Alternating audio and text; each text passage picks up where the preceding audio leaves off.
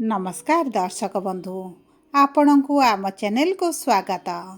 पवित्र धनु संक्रांतिर हार्दिक अभिनंदन एवं शुभकामना जणाई आजिर कार्यक्रमटी को आग को बढ़ाइबा एवं यही कार्यक्रमटी समस्त तुला राशि व्यक्ति विशेषंक पई बहुत अधिक गुरुत्वपूर्ण रही। कारण धनु संक्रांति दिन सूर्य आपणकर धनर भावरु तृतीय भाव को गोचर करिवे एवं आपणकर जो धन लक्ष्मी गृह रे सूर्य विराजमान करी आपणकर आर्थिक स्थिति रे जो परिवर्तन आणुथिले वर्तमान यही धनु संक्रांति परठारु आर्थिक क्षेत्र रे एक विराट परिवर्तन आपणकर आनिबे। तेणुकरी यही भिडियोटी समस्त तुला राशि व्यक्ति विशेषंक पई बहुत अधिक गुरुत्वपूर्ण रही। ता सहित आपणकर षष्ठ गृह रे शनिकर विराजमान हेबा एवं सूर्य शनि पिता पुत्र हेबा सहित उभयक मध्य जो शत्रुता आचरण रही आपणक जीवन रे किभଳି प्रभाव पकाइबे एही भिडियो रे विस्तृत भाव रे आलोचना करिबा। ता सहित भिडियोर शेष भाग रे जानिबा किछिटा सहज प्रतिकार जहाँ आपण को यही धनु संक्रांति परठारु मकर संक्रांति मध्यरे निश्चित भाव रे करिवार आवश्यकता रही। नचेत आपण जीवन रे विशेष भाव रे किछिटा क्षेत्र रे बहुत गुड़िए अशुभ प्रभाव पड़ी पारे। सेतिपाई आपण आम सह भिडियोर शेष पर्यंत जोड़ी होई रुहंतु एवं जानतु कौन रही सहज प्रतिकार एवं कौन घटिबो एही धनु संक्रांति परठारु आपणक जीवन रे। किंतु भिडियोटी आरंभ करिबा पूर्वरु जदि आपणकर भी तुला राशि होइथाए एवं आपण भी ईश्वर को आंतरिक भक्ति एवं विश्वास करती तेबे भिडियोटी को लाइक करंतु। कमेंट बॉक्स रे जय जगन्नाथ जय माँ लक्ष्मी अवश्य लिखि दियंतु। ता सहित आम सह जोगाजोग करिबा पाई भिडियोर मध्य भागरे एक व्हाट्सएप नंबर टी दिया जाइछि जो नंबर साहाय्य आपण आम सह जोगाजोग करी निजर नूतन कुंडली प्रस्तुत करि परिबे, कुंडली विश्लेषण कराई परिबे किंबा आपणकर चाकरी विवाह व्यवसाय प्रेम संपर्क शिक्षा स्वास्थ्य को नहीं किछि समस्या रही ताहार सहजरे एवं स्वल्प मूल्य रे समाधान करि परिबे। सेतिपाई आपण आम सह भिडियोर शेष पर्यंत जोड़ी होई रुहंतु। एबे आसंतु कार्यक्रमटी को आग को बढ़ाइबा एवं सर्वप्रथम जानिबा आपणक कर्मक्षेत्र किभଳି रहिबो एही धनु संक्रांति परठारु। देखंतु कर्मर गृहर स्वामी हेउछंती चंद्रमा जी 2 दिन रे थरे निजर राशि परिवर्तन करिथांती किंतु चंद्रमांकर स्थिति जेहेतु 2 दिन रे थरे परिवर्तन होइथाए आपणक कर्मक्षेत्र रे उच्च नीच परिस्थिति सबु बेले लागि रही थाए।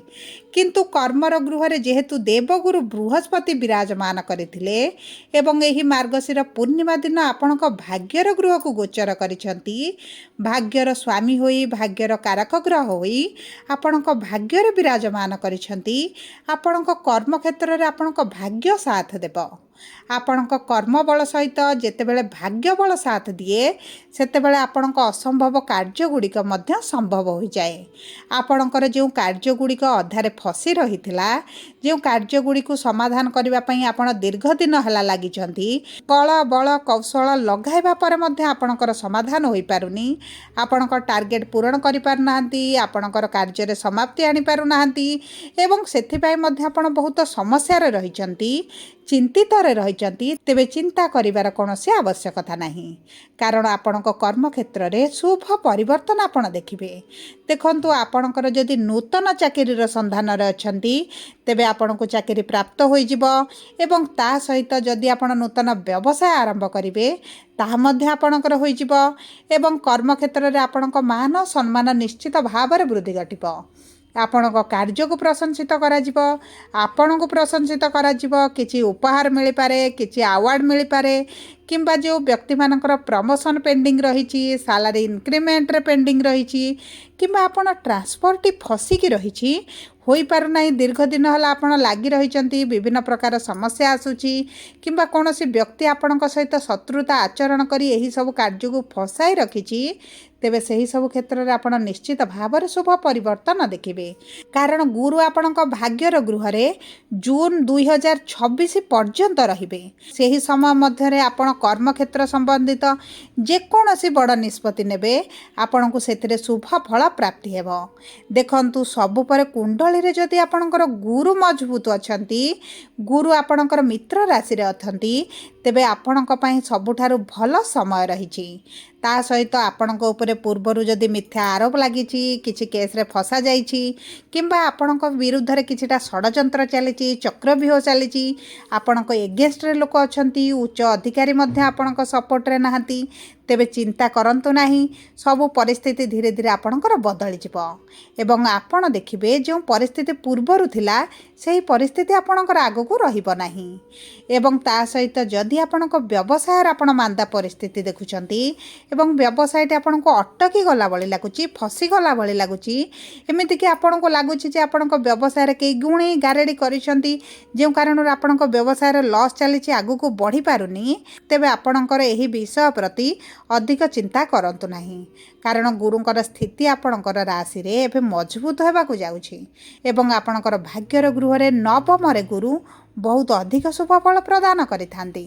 तेणुकरी आपणकर जो समस्या सब चली, जो चक्रव्यूह चली, आपण जो दीर्घ दिन है फसी रही एवं यही कर्मक्षेत्र में असुविधा पाई, समस्या पाई चाकरी चली जावा कारण आपणकर आर्थिक समस्या बढ़ी जाइछि, ताहा निश्चित भाव में दूर हेब। किंतु 2026 किभଳି रहिबो, कर्मक्षेत्र किभଳି रहिबो, आपणक आर्थिक स्थिति किभଳି रहिबो, सेतिपई गोटे नूतन वीडियो मध्ये आपणक पई प्रस्तुत करिबी। एबे आसंतु जानिबा किपरि रहिबो आपणकर आर्थिक स्थिति। देखंतु अर्थर गृह रे मंगल, सूर्य एवं शुक्र विराजमान करथिले, जे कारणरू आपणकर खर्चटी बहुत अधिक बढ़ी जाइथिला। आपणकर खर्चर स्रोत एभଳି होइथिला जे आपण लगाम लगाइबाकू चाहिले मध्य आपण लगाम लगाइ पारु नथिले, जे कारणरू आपणकर लोन बढ़ी जाइछि, करज बढ़िछि, धार बढ़िछि एवं आपण एभଳି चक्रव्यूह फसी जे आपण जानि पारु नाहंती केते रोजगार कले आपण को अंटिबो।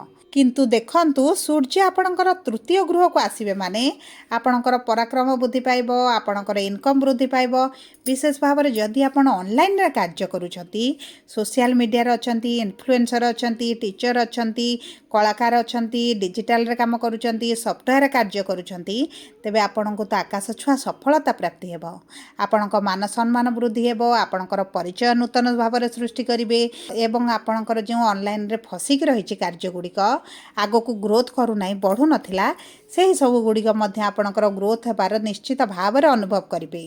ता सहित शुक्र जेहेतु आपणकर 20 तारिख दिन तृतीय गृह को गोचर करेंगे, आपणकर खर्चटी अटकिबा आरंभ हेबो। आपणकर जो अजथा खर्च हेउची, मेडिकल रे खर्च हेउची, प्रियजन परिजनक पई खर्च हेउची, सेही सब खर्च गुड़िक कमिबा आरंभ हो जिवो। तेणुकरी आपणकर कौनसी भाव में अधिक चिंतित हेबार आवश्यकता नाही। 2026 आरंभ हेबा पूर्वरु आपणक जीवन में गोटे प्रकार स्थिरता निश्चित भाव में आसीबो भारी। एवं ता सहित आपणकर अर्थ जदि भी कौन स्थान में फसिकी रही, आपण को ताहा निश्चित भाव में मिल जाव। जदि सरकारी स्तर में फसिकी रही, आपण पीएफ पैसा हेउ, आपणकर सालारी हेउ, किंबा आपणकर कौनसी इंश्योरेंस पैसा हेउ, जदि आपणकर फसिकी रही, दीर्घ दिन हला दौड़ुचंती, आपणकर अर्थ आपण को मिलुनी, तेबे मध्य आपण को प्राप्त हो जिवो। एवं जदि आमे देखिबा आपणकर वैवाहिक संपर्क एवं विवाहर जोग एही धनु संक्रांति परठारु किभଳି रहिबो, तेबे देखंतु विवाहर कारक ग्रह हेउचंती आपणकर राशि रे मंगल एवं मंगल आपणकर द्वितीय गृहरु तृतीय गृह को गोचर करिसंती। कारणरू मंगलंकर दृष्टि मध्य आपणकर विवाहर गृह को रहउची, गुरुंकर दृष्टि मध्य आपणकर राशि उपरे रहउची। तेणुकरी तुला राशि कन्या हुअंतु बा पुरुष हुअंतु, विवाह पई बहुत भल जोग बनुची। एही समय मध्य जदि आपणकर विवाह अटकी रहितला, विवाह पई योजना करूछंती, मन पसंदर प्रस्ताव आसुनी, किबा आपणकर प्रस्ताव आसु ही नाही, ତେବେ ଆପଣଙ୍କର ପ୍ରସ୍ତାବ ନିଶ୍ଚିତ ଭାବରେ ଆସିବ। ଆପଣ ଯେଉଁଭଳି ପ୍ରସ୍ତାବ ଖୋଜୁଛନ୍ତି ଆପଣଙ୍କୁ ତାହା ପ୍ରାପ୍ତ ହୋଇଯିବ। କିମ୍ବା ଆପଣଙ୍କର ଯଦି ଶତ୍ରୁମାନେ ଆପଣଙ୍କ ବିବାହ ଭାଙ୍ଗି ଦେଉଛନ୍ତି, ଅର୍ଚନା ଆଣୁଛନ୍ତି, ବାଧା ଆଣୁଛନ୍ତି, ତେବେ ମଧ୍ୟ ତାହା ଦୂର ହୋଇଯିବ। ଆପଣଙ୍କର ଯେକୌଣସି ସମସ୍ୟା ଚାଲିଛି ତାହା କୌଣସି ନା କୌଣସି ମାଧ୍ୟମରେ କୌଣସି ନା କୌଣସି ବ୍ୟକ୍ତିଙ୍କ ଦ୍ୱାରା ସମାଧାନ ହେବା କାରଣରୁ ଆପଣଙ୍କ ବିବାହ ନିଶ୍ଚିତ ଭାବରେ ହୋଇଯିବ। କିନ୍ତୁ ଆପଣଙ୍କର ରବି ସୁଧୁ ଗୁରୁ ସୁଧୁ ପାଇଲାଣି କି ନାହିଁ ତାହା ହେଉଛି ସବୁଠାରୁ ଗୁରୁତ୍ୱପୂର୍ଣ୍ଣ। ସେଥିପାଇଁ ଆପଣ ଥରେ କୁଣ୍ଡଳୀକୁ ବିଶ୍ଳେଷଣ କରାନ୍ତୁ, ଜାଣନ୍ତୁ ଆପଣଙ୍କର ବିବାହ ପାଇଁ ପ୍ରକୃତ ସମୟ ଆସିଛି କି ଆସିନାହିଁ। ଯଦି ଆସିଲାଣି ତେବେ ଆପଣଙ୍କର ବିବାହ ତ ନିଶ୍ଚିତ ଭାବରେ ହୋଇଯିବ। ଯଦି ଆପଣଙ୍କ ବୈବାହିକ ସମ୍ପର୍କକୁ ଦେଖିବା ତେବେ ବୈବାହିକ ସମ୍ପର୍କ ଆପଣଙ୍କର ବହୁତ ଅଧିକ ମଧୁର ରହିବ। ଆପଣଙ୍କ ସାଥୀଙ୍କ ସହିତ କୌଣସି ସ୍ଥାନକୁ ବୁଲିବାକୁ ଯାଇପାରନ୍ତି, କିଛି ଉପହାର ମିଳିପାରେ। ଯଦି ଆପଣଙ୍କ ସାଥୀ କୌଣସି ସ୍ଥାନରେ ଦୂରରେ ରହିଛନ୍ତି ତେବେ ଆପଣଙ୍କ ନିକଟକୁ ଆସିପାରନ୍ତି କିମ୍ବା ଆପଣ ମଧ୍ୟ ସାଥୀଙ୍କ ପାଖକୁ ଯାଇପାରନ୍ତି। ଉଭୟ କୌଣସି ମନୋରଞ୍ଜନ କାର୍ଯ୍ୟକ୍ରମରେ ମଧ୍ୟ ଯୋଗ ଦେଇପାରନ୍ତି। ଏବଂ ଆପଣଙ୍କ ପରିବାର ମଧ୍ୟରେ ଯଦି ଆପଣଙ୍କ ବୈବାହିକ ସମ୍ପର୍କରେ କିଛିଟା ମନମାଳିନ ମତଭେଦ ସୃଷ୍ଟି କରୁଛନ୍ତି ତେବେ ତାହା ଧୀରେ ଧୀରେ କମିବା ଆରମ୍ଭ ହୋଇଯିବ। ଏବଂ ତାହା ସହିତ ଯଦି ଆପଣ ସ୍ୱତନ୍ତ୍ର ଭାବରେ ଅଲଗା ରହିବା ପାଇଁ ଚାହୁଁଛନ୍ତି ତେବେ ମଧ୍ୟ ଏହା ଆପଣଙ୍କ ପାଇଁ ଶୁଭଦାୟକ ରହିବ। ଏବେ ଆସନ୍ତୁ ଜାଣିବା କିପରି ରହିବ ଆପଣଙ୍କର ଶିକ୍ଷା, ଆପଣଙ୍କ ସନ୍ତାନର ଯୋଗ ଏବଂ ଆପଣଙ୍କ ପ୍ରେମ ସମ୍ପର୍କ। ଦେଖନ୍ତୁ, ପଞ୍ଚମ ଗୃହ ହେଉଛି ଆପଣଙ୍କର ଶିକ୍ଷା, ସନ୍ତାନ, ପ୍ରେମର ଗୃହ ଏବଂ ଏହି ଗୃହରେ ରାହୁ ବିରାଜମାନ କରିଛନ୍ତି। ଚାଲାକ ଚତୁର ବୁଦ୍ଧିମାନ ହେବା ଆରମ୍ଭ କରିବେ। ଆପଣ ଯଦି ପ୍ରେମ ବିବାହ କରିବା ପାଇଁ ଚାହୁଁଛନ୍ତି ତେବେ ଆପଣଙ୍କ ପାଇଁ ବହୁତ ଭଲ ସମୟ ରହିଛି। କିନ୍ତୁ ରାହୁ ଯେହେତୁ ପଞ୍ଚମ ଗୃହରେ ଅଛନ୍ତି କିଛିଟା ସମସ୍ୟା ଆସିପାରେ, ବାଧା ବିଘ୍ନ ମଧ୍ୟ ଆପଣଙ୍କର ସୃଷ୍ଟି ହୋଇପାରେ। କିନ୍ତୁ ଆପଣଙ୍କର ବିବାହ ନିଶ୍ଚିତ ଭାବରେ ହୋଇଯିବ। ଯଦି ଶିକ୍ଷା କ୍ଷେତ୍ରରେ ଆପଣ ସମସ୍ୟା ଦେଖୁଥିଲେ ତେବେ ଆପଣଙ୍କର ଶିକ୍ଷା କ୍ଷେତ୍ରରେ ଥିବା ସମସ୍ୟା ମଧ୍ୟ ଦୂର ହୋଇଯିବ। ଆପଣ ଶିକ୍ଷା ସମ୍ବନ୍ଧିତ କିଛି ବଡ଼ ନିଷ୍ପତ୍ତି ମଧ୍ୟ ନେଇପାରନ୍ତି। ଆପଣଙ୍କ ମନପସନ୍ଦର କୋର୍ସ କରିପାରନ୍ତି, ମନପସନ୍ଦର କଲେଜରେ ଆଡ଼ମିସନ୍ ମିଳିପାରେ ଏବଂ ଯଦି କିଛି ଉଚ୍ଚସ୍ତରୀୟ ପରୀକ୍ଷା ଦେଉଛନ୍ତି ସେଥିରେ ମଧ୍ୟ ଆପଣଙ୍କୁ ଶୁଭ ଫଳ ପ୍ରାପ୍ତି ହେବ।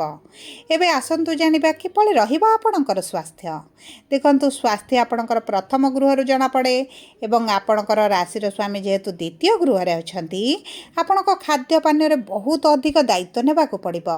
ନଚେତ୍ ଆପଣଙ୍କର ଗ୍ୟାସ୍, ଡାଇଜେସନରେ ସମସ୍ୟା, ପେଟରେ ସମସ୍ୟା, କିଡ଼ନୀ, ଲିଭରରେ ସମସ୍ୟା ମଧ୍ୟ ଦେଖାଦେଇପାରେ। ତା ସହିତ ଋତୁକାଳୀନ ସମସ୍ୟା ମଧ୍ୟ ଆପଣଙ୍କର ବଢ଼ିପାରେ। ଗଳାରେ, ଦାନ୍ତରେ, ପାଟିରେ ମଧ୍ୟ ଆପଣ କିଛିଟା ସମସ୍ୟା ଦେଖିପାରନ୍ତି। ସେଥିପାଇଁ ନିଜ ଖାଦ୍ୟ ପାନୀୟର ବହୁତ ଅଧିକ ଦାୟିତ୍ୱ ନିଅନ୍ତୁ, ବିଶେଷ ଭାବରେ ଡିସେମ୍ବର 20 ତାରିଖ ପର୍ଯ୍ୟନ୍ତ। ସବୁ ପରେ ଅଶୁଭତ୍ୱକୁ ଦୂର କରିବା ପାଇଁ ଆପଣ ପ୍ରତିଦିନ ଶୁକ୍ରଙ୍କର ବୀଜ ମନ୍ତ୍ର 108 ଥର ପାଠ କରନ୍ତୁ। ବାମ ହାତ ପାପୁଲିରେ କିଛିଟା ଅତର ମଧ୍ୟ ଲଗାନ୍ତୁ। ଗୋମାତାଙ୍କୁ ଖାଦ୍ୟ ଦିଅନ୍ତୁ। ଚଢ଼େଇଙ୍କି ପକ୍ଷୀଙ୍କୁ କିଛିଟା ଦାନା ଦିଅନ୍ତୁ। ସୂର୍ଯ୍ୟଙ୍କୁ ପ୍ରାତଃ ସମୟରେ ତମ୍ବା ପାତ୍ରରେ ଜଳ ଅର୍ପଣ କରନ୍ତୁ। ଏହା ଆପଣଙ୍କର ଶୁଭାଶୁଭ ଫଳକୁ ଦ୍ୱିଗୁଣିତ କରିବ। ଯଦି ଆପଣଙ୍କର ତୁଳା ରାଶି ହୋଇଥାଏ ଭିଡ଼ିଓଟି କିଭଳି ଲାଗିଲା କମେଣ୍ଟ ବକ୍ସରେ ଲେଖି ଜଣାନ୍ତୁ। ଯଦି ପ୍ରଥମ ଥର ଆମ ଚ୍ୟାନେଲକୁ ଆସିଛନ୍ତି ଚ୍ୟାନେଲଟିକୁ ସବସ୍କ୍ରାଇବ୍ କରନ୍ତୁ।